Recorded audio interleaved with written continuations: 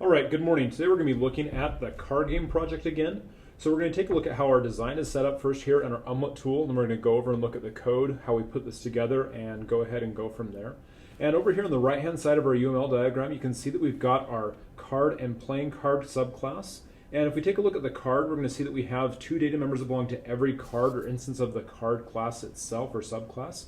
And those two data members are the back image and its isFaceUp Boolean variable. And we're going to use UI image for that. For the init, we have a default init on there that can initialize our variables. We have our get back images FaceUp and toString methods. The get back up and the get back image and isFaceUp are some practice using Java style getters, just so we can practice using methods inside Swift, making sure we're more comfortable with using that. And those of course return the UI image and bool data types. We also have a toString because we want to make sure that we can properly provide a description of information and using that good process of always having availability of that as we go along. Inside the PlayingCard subclass, we have additional data members. We have suit, color, rank, and front image. These are quite obviously going to be belonging to specifically the playing cards, so we can actually play some card games with that. String, UI color, int, and UI image are pretty some standard ideas for that. We have two inits for our subclass. We have the default init that can just make a playing card, not very helpful, but we want to make one just to practice with that. We also have our more efficient, our more effective init, the init with rank and of suit. So we can create a card with the correct rank and suit right into it. And we have some getter methods and setter methods. We can practice using that. Again, practice using the idea of writing methods so we're more comfortable with it using Swift, even though we have access to the variables inside the way we'll be doing our Swift variables inside Swift itself. We also have some class methods we'll be talking about that belong to the actual class, and that would be valid ranks, valid suits, and max rank. Over here on the left-hand side, looking at the deck and PlayingCardDeck, the ones that are going to be the classes that are composed of card and playing card. In our deck class, from the original day, we moved up our cards array. We moved that up as a data member to our base class or our parent class of deck because all of the subclasses of deck will need to have access to that data member, so we want to make that as a base level data member. We have our default init, and we decided that shuffle deck does not belong actually in playing card, but rather that all decks need to be able to shuffle. We also added the idea that we're going to have a cut deck method because that's something that many decks will be able to need to do. So we want to add that as the base class method. It's one of the ones that belong to that subclass and can be then implemented specifically for other implemented for other subclasses as it has to be specifically for those. We have a base method we can use to as I go from there. In our subclass, we have the idea of PlayingCardDeck. Again, it's in the CardGame model group. And then we have, again, our cards data member, instead of being of card type as it is in deck, because PlayingCardDeck is going to be made up of playing cards, we're noting that inside our UML diagram that cards is now an array of playing card rather than simply of card. It is using that same data member up here from inheritance, but we're explicitly going to define it right here in our design that we're going to be using playing card because it's just a nice little mental image for us that it belongs to that. We still have the init.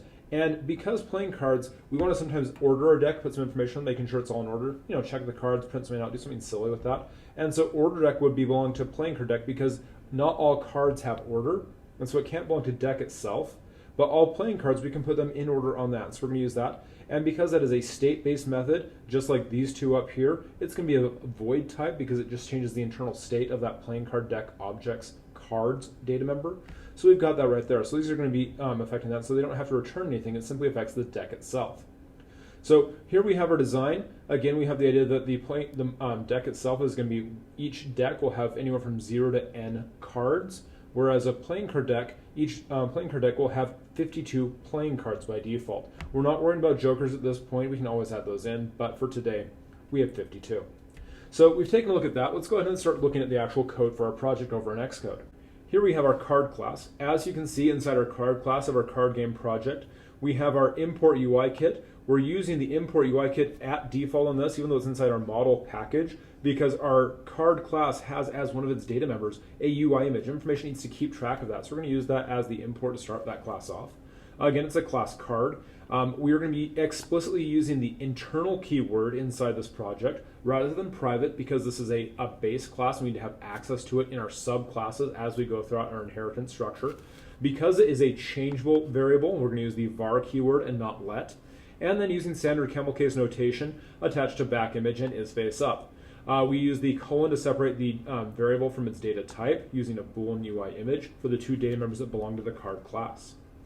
Now, here we have our init that we're going to be working with. By default, we're going to have our back image. We're going to use an UI image and using the named parameter of cardback, so it goes and looks inside our view group. And as you can see inside our XC assets, we'll have a file in there called cardback.png. And we have our cardback right here. That information goes directly to that. So we have that information right there. So we have that UI image automatically being attached to this. So we have that information. We also, because it is a potential to be nil, we use the exclamation point on there. We'll be talking about that some more as we go throughout the project, but this is required for the purposes of having this. It has to be able to handle that nil within it. We will default our isFaceUp variable as a false. We'll assume that it's face down just by default, and so we initialize that with the false keyword as that point. For our default toString, this is going to be really, really bad. It's really not a great method here for it, or information. But we'll use the let parameter, or we're going to use the let modifier on this variable of description because it's never going to be changed. We just need to declare this and use it. And so I like the idea of still keeping the idea of where I define a variable and then return that variable after I'm done. And that way I can make any changes to it rather than simply having a big, huge, complex return statement. And so right now I have what description of the card is, and then using string interpolation \parens around the data member of this case is face up. So not really helpful. The card is false or true is all it's going to print out, but it's a way that we have some information about it. We also have our getters. We're going to practice using the Java style getters on this just because we want to make sure we're able to use our methods properly inside Swift. And so again, all of our functions or methods start with the keyword func. We're going to use the same Java style using the getBackImage parens. Oh, it's going to return that data member of backImage. And we use the indicate the return type with the arrow operator here, aka the minus sign and a greater than symbol. Combined together points to what type of value is going to be returned. In this case, it's going to be a UI image. Repeat that again for the setter. Now again, remember that inside Swift, we do a little bit differently have been in Java. So if you've been working with me on my Java lectures, you see that we have the idea it's normally of type and then variable name. But when we're setting parameters inside a Swift method or Swift function, we first give the variable name that we're going to be using inside the method itself, followed by a colon, and then the type. So it's basically backwards plus an extra symbol inside our actual structure here.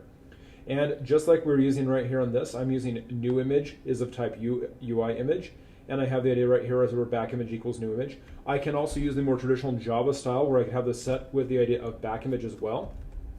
And right now, as you notice, I'm going to have, if I switch this just to back image on both of these, I'll get the lovely Swift warning on this that I have a red circle with a white line on it. However, for that can't assign back image, it's the same, it's a let constant. I can't just go put that right in there because this is right here.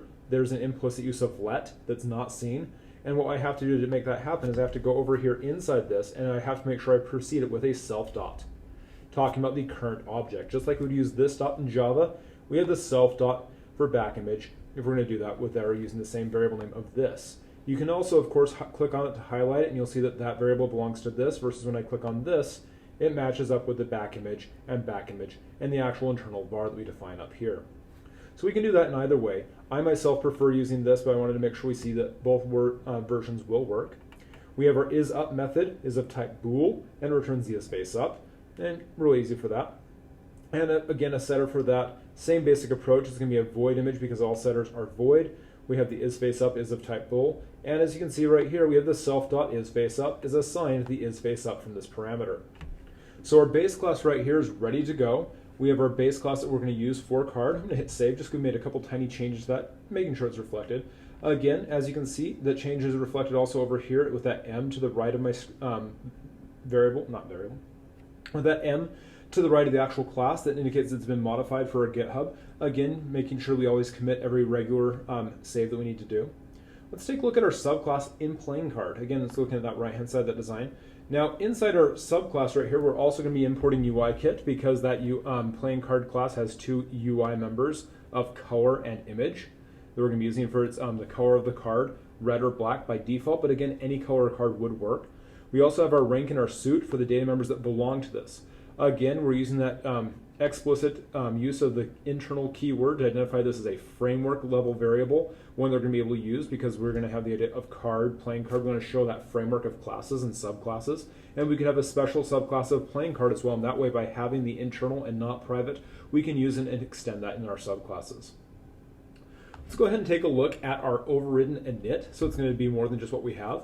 Now, with the init, it's different from a constructor in Java. We want to remember that there's a little bit different. One of the biggest and most immediate differences we see within the initializer in Swift versus that of Java is we have to explicitly call the override keyword if it's something that's from our goes over what our subclass does. In the case of a zero parameter init, by default, that's automatically going to require us to use the override keyword.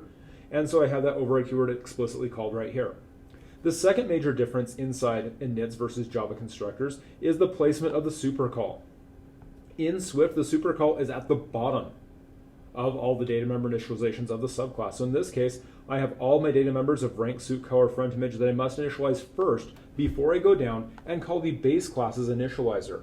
So we want to make sure that we initialize each one of our data members of our now current class before we call the base class's initializer or the parent class's initializer. And again, we're using the same idea of making a UI image using the named parameter of card front. And so that sets the card front as its image of the front. I'm going to use red color by default for all of my cards just to get that ready to go. My rank at default using init is going to be 0, and my suit will just be an empty string. Immediately getting that ready to go. I could change my rank to be the int initializer by doing that. That would also work, initializing my rank to be just the default int, which is also going to be 0. But I have that either way, no big deal for that.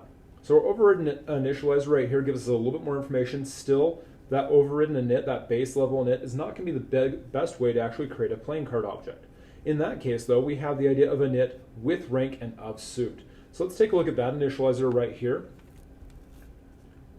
In our more defined initializer, we have explicitly defined that we're initializing this playing card with a rank that's of type int and a suit that's of type string. So we're actually going to create this idea of our card with the information we need. We're still going to be using the idea of our front image and immediately naming it to card front and our color to be red color because we're just keeping that information. But I'm explicitly going to be using the with rank parameter to assign into rank and the of suit parameter to assign into my suit of the actual card class. So that way I can initialize my card with the correct information. So that way I can create cards with the right information attached to it. So we have our default init, not very helpful, but we could possibly need it. And because it's a specialized init, because it is not a specialized init, I must use that override keyword because of these cards init, where it defaults right here. I have to have that information immediately available. And also because inside PlayingCard, when I call that superinit, I want to make sure I explicitly initialize all my data members of this, especially the idea of my back image, and whether the card is face up or not. So we want to have that available for us. And so again, we have that superinit so I can initialize those variables at that point after I've initialized all of my subclass variables. So keep that in mind. We have to make sure we have that going. Again, we're also going to override our toString.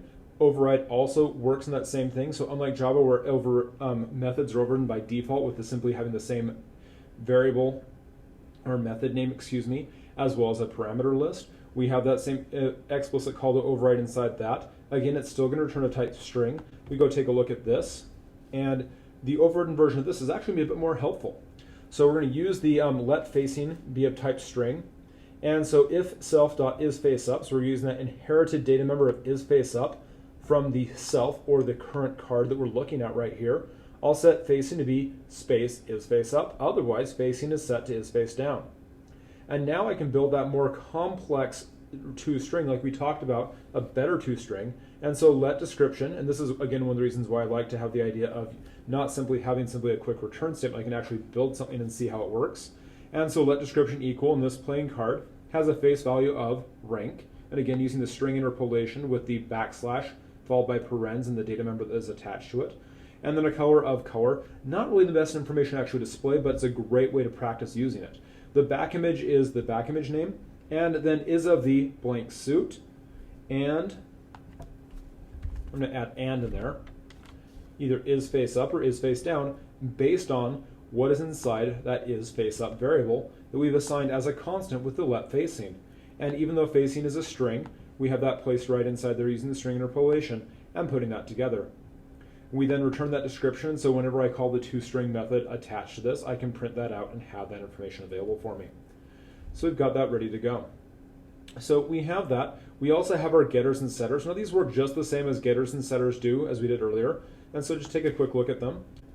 And so getters and setters work the same. Return self.rank, I'm returning the rank that belongs to it, or setting the self.rank to go along with that. And that's just the idea of, again, going over the practice of writing those methods because we need to get practice using them. Now notice that my set right here, my set rank, is of type void, but I do not have an explicit return of void right here. Swift allows us to implicitly use the void parameter on those, and so I don't have to explicitly say void right here. I myself prefer it because it forces me to remember that I have not returned anything, and I have the idea that it's a void type. And so that's the basic part of our class itself on PlayingCard. We want to take a look at some other stuff though. Specifically, there are some class there are some class level methods that we need to do with this so we can actually have some stuff happen. So I'm going to collapse these back down. And so we also have some class methods, so we can verify some information for that. And so class methods are ones that belong as not to the instance itself of each individual thing, like we have right here with the toString, getRank, and setRank that belong to specifically every instance of this PlayingCard class. Rather, these are like the idea of what we see in Java with the idea of a static method, methods that can be called externally. And so we do that by adding the class prefix to the function declaration. In this case, it's a valid ranks, max rank, and valid suits. And we have either a string array or an int that these methods return. Again, always using that lovely arrow indicator pointing to its return type. And so this is to make sure that when we create the object, we're using the correct type of value. And we'll be using this externally inside the class as we create these. So we don't have to have access to the instance information. Rather, we have this method available automatically. And so let's go ahead and take a look at that. With our valid ranks, it has a string array. And notice we start off with a question mark on that. And then we go up from ace all the way up to king. And this is to make it so we don't have to do some weird mental math as we do this, remembering that when we start with the array, because we start off at position 0, if we do it like that, then we always have to remember that the ace is 1, but it's actually in the 0 spot, and have to always shift back by 1, causing us to actually give us a chance to give an oboe or an off by 1 error. We want to avoid giving us the chance to do errors automatically, and so I have put in then as a default value question marks for that first or 0th position within the array, and then going up to our king at 13, which is where it normally would be matching within that. And so we have the idea of our valid ranks is going to give us a string value array, and it has all these different values within it, and they match accordingly. So 0, nothing, ace is a 1, 2 is at the 2nd position, oh, and that way I don't have to worry about ever having a thing. The tray is at the 3. Very easy to keep that going. So that allows us to always have the information giving a valid rank at the right index within the actual value. And then 11, 12, and 13 for jack, queen, and king. And because if we then do easy math, anything that's above 10 or equal is equal to the value of 10 for our card, or even if we want to do more special scores, we can do that as well. So on that same level, we also have our max rank method. And our max rank method is going to return valid rank.count minus 1. And so I have this count is 14. And my maximum rank that I can have, of course, is my king, which is the 14 minus 1, or 13. And so I have this nice little helper method. I could totally just skip past this, but it's a nice little way to practice the idea of using methods to go along with this. And so my max rank is whatever that is minus 1. So if I could have some bizarre set of playing cards, like maybe a subclass of playing card, which is special card or something like that, and I could have it so it has, I could add an extra face card in there or some other things in that, so I can have that so I automatically have the correct value of cards on that. The same thing, of course, applies for valid suits. And I'm going to go over here and expand that out. And I have returning a string array of heart, spade, diamond, or club. And these values are automatically, because these emojis are strings, they're just regular Unicode characters, we have them immediately available as a string. And because Swift is so nice and gives it to us, we can just go right up here, up to our edit menu, go down to emojis and symbols, or the command control space modifier, and we get access to our lovely little thing, and we can make this to be any different kind of symbol we want. For our first version, though, we're going to use the standard of the hearts and clubs, etc. But I could go ahead and make this to be anything special that I want. I could have this be some cute little families. I could have it be different symbols like that, and I can have my ace of fingers pointing up. Okay, I got my queen of noses. All those would be valid options we could actually use, and that allows us to have some fun with that as well. But for right now, we'll just use the standard approach for that. So we have our playing card class, which extends, or inherits, excuse me, from our card class, and we have those two basic classes ready to go. Now the classes that are composed of those or built from that are our deck and our playing card deck classes, and these are also inside our model group. And so we're going to go over here to deck, and inside my deck class, as you can see, we've got the idea of, we have two methods that are right now in it, the idea of our shuffle deck and our cut deck, and we have a lazy var on cards, which is of type card array.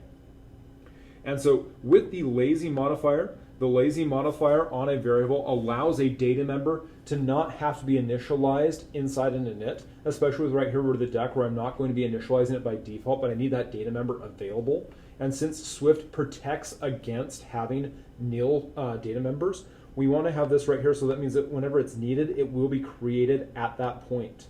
So if it's not already existing, if it is set to be nil, then because I'm using that lazy keyword right here, this will call the constructor attached to it, or initializer, excuse me, attached to it automatically when I need it. We have two methods that are going to be going along with deck. They have shuffle deck, which is of type void, and cut deck of type void. And we'll talk about the implementation of those later. Right now, we're just going to go ahead and keep those as collapsed because we have them as just a basic structure. Go ahead and save that and move back over. We're going to now take a look at our subclass, the playing card deck. And again, we have the idea that our override init, even though I don't have a init at all in here, there's nothing between this. Because it's a subclass, I must explicitly define an overridden init, just like we were talking about earlier inside card and playing card. And in the override init, this is where we see the idea that we're still going to keep that super init. We have that right there.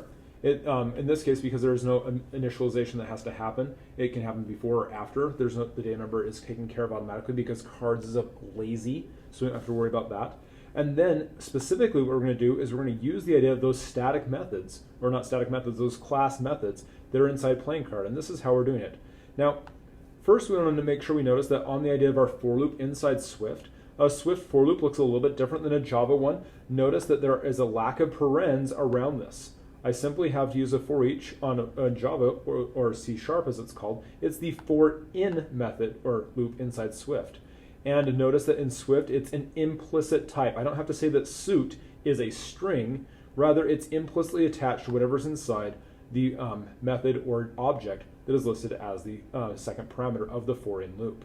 So for suit in playing card valid suits, and again, making sure the name itself makes sense for some bizarre reason, we'll have a nested loop. And again, because it's a for loop in Swift, we do not have the parens around it, but however, we still do use a regular semicolons to separate the different statements of that for loop. And then we want to make sure we're using the idea of a var modifier. I could use a let modifier on this. It would never make any changes. It would not be very helpful then. And so that for var rank is equal to 1. Again, I'm starting at 1 in this because inside my playing card, I don't want the 0th position because that's the question mark. So I actually want to start off at 1 and go all the way up. And then as long as rank is less than or equal to my playing card.max rank, because I want to be able to go through and get up to that 13th spot, as long as I can get up to there, so I'll use the less than or equal to, and so I have that helper method of max rank that grabs that information for me, and I'll have my rank plus equals 1.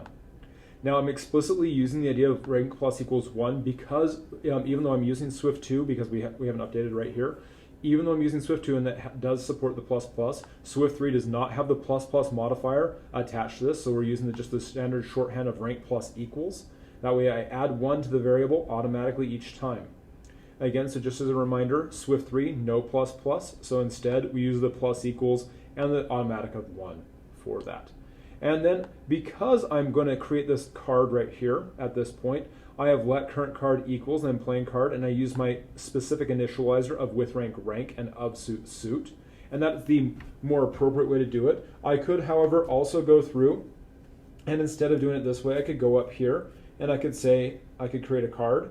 So let other card equal playing card, and then other card dot rank equals rank, and other card dot suit equals suit. Now, even though I'm using the let modifier right here, because that only makes this a constant, I am still able to go inside and modify its internal parameters.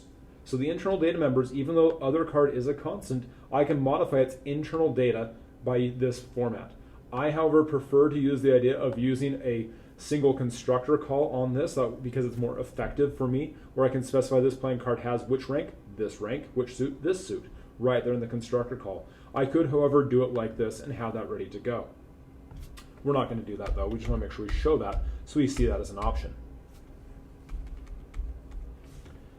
Then we have the self.cards.append. Because cards is an array, I want to put that card into that array, so I do self.cards and I call the append method, which will add that card to the end of it. And so even if cards hadn't been available, cards has now been created at that point, and then I add that current card to the end of this array.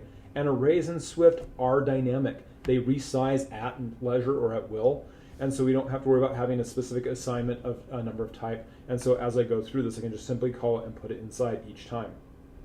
We also have that other method we'll be working on, the function orderDeck, and that's still left as blank because we're not going to be covering that right now, so I'm just leaving it collapsed. We'll talk about the implementation of that when we get to it.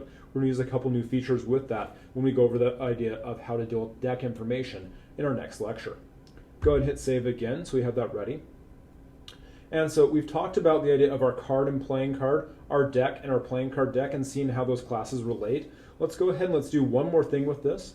We have the idea of our groups inside here. We put inside a resources group. I've moved my appdelegate.swift, my info.plist information I don't need to change very often, but just make it so it's collapsed a bit. I put it inside a group. And remember that groups inside Xcode, this is simply a nice little tool to help us collapse information, make it look more organized, but it has no effect whatsoever on the actual structure of the code or the finder structure inside the system. So I'm going to collapse out my model package as well, and you can see I've made some modifications. Nice little note for that there. And we're going to go take a look at our storyboard. So right now my storyboard, my game controller that is linked to my controller itself. Let's make sure we pull that up actually so we can see that first. We have our card game controller. We have some information we're going to have with that. And so my storyboard, I want to make sure I have that linked properly to this. To do so, I'm going to go ahead and open up my utilities window with the Alt Command 0. And so it brings up my utilities. And when I click on this, I want to click on that lovely little circle right here. And in the identity inspector, aka the lovely newspaper icon, I want to make sure that the name of the class that I created, in this case the card game controller, is specifically linked to this. That way I have a linked card, a controller to this view, and when I do my assistant editor, it'll automatically pull it up. So if I had something in there else, like in this case I had just a UI view controller, and I open up my assistant editor, it just automatically links up to UI controller.h. Not very helpful. I can't really do much with this. I want to have that properly linked. So I'm going to go ahead and close my assistant editor because that's not helpful at all. Again, I'm going to click on either right here on the yellow circle in this spot, yellow circle right here, either place. It brings up the same location in my identity inspector, and I need the name of my controller class that's going to be in charge of this view. And again, remember that for each view you make inside your storyboard, each screen, you should have an associated view controller in your controller group that's attached to it. And I go ahead right here, and I'm just going to name it a card game controller. And as you can see, as I started typing it, it automatically linked it properly. Now, right now it says none. As soon as I press enter, it should correctly link it to the current module. And note that it did. It's now listed inside current-CardGame AM. So this is now linked properly. If I hit save and I open my assistant editor, either by using the lovely Venn diagram circles right here, or my more favorite way of Alt Command Enter, we have my associated view controller automatically pop up right here, and I can drag and drop my code and make lovely things happen. So we've got that right there. Now, with this first version, I'm going to go ahead and close my outline view. And I want to take a look at this, what we have right here. So we've got the idea of our base view. This is not the most helpful thing on the planet, but we want to get something on here. We're going to use this to start off with. We're going to add a button to this. And so I go over here onto my utilities panel, and I'm going to go down to my object library. And to start off, we're just going to use a button. Button's really easy to get going, and I'm going to drag a button object into this. And I'm going to drag the button into my view controller. And is my view set for 100%? Yes, it's set for 100%. So drag the button in, and I want my button to make sure it's lined up right here on both the vertical and horizontal centers. Now, right now with this at the any, this is set to look for any different screen. However, I'm going to go ahead and change this. Again, you can tell that I'm using the older version of Xcode because of what's going on. But I'm going to change this right here, so it's going to set for all iPhones in portrait with a compact width and regular height. And that way I can have it so with all iPhones, because that's what we have for the most students right here and ready to go, it's going to set right here so it's centered on that. So it's set in a compact regular, it's set for centered on that version. And if we have it on the idea of a base value, where it's either iPhones and portraits or iPads and portrait, I can have this one also linked right here, using that same idea of having it linked both vertically and horizontally centered. So in this format, it's centered, as well as when I go over to the compact width, regular height, it's also centered. So whichever way I'm actually looking at, I have a centered view. And that's one of the easiest ways to get something set up, is using those blue lines to align that, get that ready to go. Now, this button, it's kind of boring. Now, so what we're going to do for our first version of our button, I'm going to go ahead and just click on that so it's highlighted. I can either do it over here in the document outline, which again can be viewed over here with this, or I can simply just look at it on here by clicking on this. I'm going to go to my button itself. I'm going to go to its attributes inspector, aka this little pointy thing with the bar through it. And for that, I'm going to go ahead and I'm going to change the way it looks. And I'm going to change it so that my background image, not my image itself, but the background, so it's set for what's behind the actual text. And I'm going to choose from my lovely little thing, I'm going to set it to be my card back value. And press enter. And we can see right there that it's got that. And it's not really that helpful. Now, I already have this, so it's a nice size. So if I use the command equals operator, I select that, so it's clicked on, I do command equals, and it automatically resizes it so it fits that same thing, and my alignment is already still maintained. Now, button is kind of hard to read. And so what I'm going to do is I'm going to change that. I'm going to say card right here instead of button. And then for my font, I'm going to go and change that as well. Instead of being regular, I'm going to change that to be heavy. And my font size, 15 is not enough. We're going to make it 30. And then choose done. And as you can see now, it's a little bit more visible. That color, however, of default, kind of hard to see. So I'm going to pick a nice white for this one, where it's clearly visible against my multicolored background, and I can see the information for sure on this. Now, if I'm making other cards and getting other things set up, we might want to look at other color changes or other ideas for that. But with this multicolored background, card text right here being white is very easy to see. So because I've made some changes, I always want to make sure I hit save. I'm going to go ahead and take a look at this in its other view, and we'll see what happens. And look, it's right here. Oh, this one's also not, it's too small. So again, I click on it so it's selected like that, and I use the command equals to auto size. And it auto resizes it right there, so it makes it so it's auto resized. The text is already set for that, and I save that right there. And I check on this on the any. And again, that same approach. Click on it so it's selected, command equals to auto resize it, keeps it so it's looking nice and pretty all the way through. Go ahead and command save to save what we've done. So we have some basic idea for this, and we have that ready to go. So now I want to take a look at one more thing. I'm going to go ahead and close my utilities panel. Alt Command 0. And I'm going to close my lovely outline right here. And I'm going to open up my assistant editor, Alt Command Enter. And I now can see that what I have attached to this. When I load up my screen, I should see my lovely card showing up centered inside this. And then I'm using some information inside my view did load so I can actually check to see what's happening. So inside my override func of view did load, so when my card actually shows up on screen, I'm going to just use the print command to do some quick little testing of it. And so make a default card as well as a default playing card, so that information just is immediately created. And I'm going to print that information, and that'll print to the debug window down here on the bottom. So let's go ahead and test this out with command run. And this is going to run it in iPhone 6s Plus mode. And so is it compiling right there? We're good to go. My build is successful.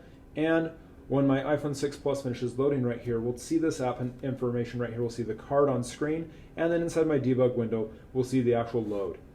So it's almost finished loading right here. And because as soon as it actually does load, so view did load, it has loaded on there. Oh, look, immediately at that point, once it loaded on screen, the card is false, just like I said, the most unhelpful toString we've ever written before. And then we have our more detailed toString for the PlayingCard class, where I have this playing card has a face value of 0, a color of RGB color space 10001, where it has the 100% of red, 0% of blue, 0% of green, and is completely opaque. And the back image is some UI image with some information we don't need to worry about, with the size information of 266 really helpful. And is of this a blank suit. Well, it has no suit, so it just leaves a blank space there, and is face down. Helpful, amazing. So we've got that first little version of our app right there. What we're going to be working on in the next version is we click on this, we make it flip through our cards, use the information. We'll also be looking at how to actually build and shuffle that deck and have that ready to go. So again, just a quick little review. I'll go ahead and close my lovely assistant editor. We have our design. Our card itself is now set to be centered no matter which of the different layouts we have it set up for. The view to load automatically displays information as soon as it pops up on screen. And if I take a look at my actual navigator window, take a look at my more information, my card controller simply just gives that information inside the view to load, so we know that. My model grouping, I have card, playing card, deck, and PlayingCardDeck. And so I'm going to actually just drag that right up above there so it looks a bit better so that we can see that they're directly associated with each other. And so my card class has the default image of a UI image and whether or not it's face up or not. And it has a really helpful set of getters and setters and the most amazing toString ever.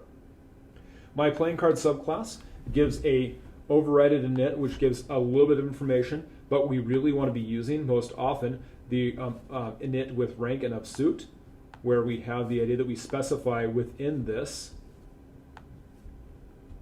There we go. The override, we have our override init, which doesn't help very much. We have the much more helpful init, the init with parameters, where it has a with, rank, and of suit. And again, the idea on this is that we can read it, so we're creating a playing card with rank and suit as the actual reading of it.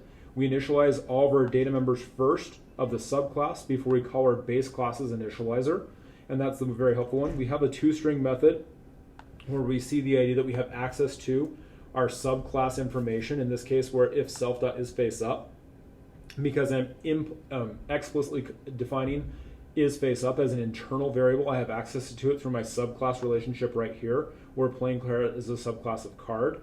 And based on that, I add either isFaceUp or isFaceDown to the string variable facing, and then I build a description that I can use for that and return that when I call the toString method, that of course is an overridden method because it changes what the original base class or parent class does.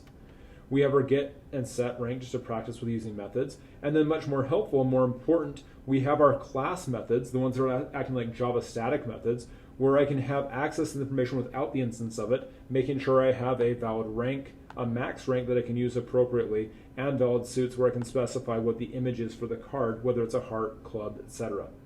And so we have that right there. My default deck, such a helpful thing. We have a couple methods we'll be going over later of shuffle deck and cut deck. And I use the idea of a lazy var because it doesn't initialize it until it needs it. And then inside my playing card deck, I have an overridden init. Because it has no data members, I just immediately call my super init. But then I go through each card and I go through using that that class method of valid suits and the class method of max rank. So I can grab that in there and actually put those in the right things. And I go through and start off at 1 up to and including that max rank, going up by 1. Again, remembering that we're using the plus equals 1 instead of plus plus like we would normally do in Java because Swift no longer supports that as of version 3. We use the let modifier where I create that variable immediately inside the scope of this loop and then append it to the list, and then it's even though it's a constant variable, it immediately gets recreated each time as needed. And I have my order deck, which we'll be addressing as well later. So that's what we've done right here within our card game project. Let's do some more with this soon, and have a great day.